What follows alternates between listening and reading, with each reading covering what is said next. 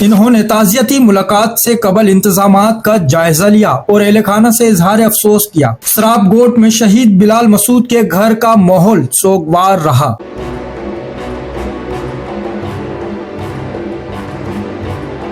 وزیر اعلیٰ خیبر پختونخوا سہیل آفریدی نے اہل خانہ سے گفتگو کی، مرحوم کے لیے فاتحہ خوانی کی اور دکھ کی اس گھڑی میں ساتھ کھڑے رہنے کی یقین دہانی کرائی۔ واضح رہے بلال مسعود کراچی میں ہونے والی پی ٹی آئی ریلی کے دوران پیش آنے والے افسوسناک واقعے میں جاں بحق ہوئے تھے۔ وزیر اعلیٰ سہیل آفریدی کا یہ دورہ نہ صرف تعزیت بلکہ کراچی میں ہونے والے واقعے پر قیادت کی سنجیدگی اور کارکنوں سے یکجہتی کا پیغام بھی قرار دیا جا رہا ہے۔ ذرائع کے مطابق وزیر اعلیٰ کا یہ دورہ مختصر ہے، تاہم کراچی کی سیاست، صورتحال اور ریلی کے واقعے پر اہم پیغامات متوقع ہیں۔ مزید تفصیلات اور مناظر کے لیے ہمارے ساتھ رہیے۔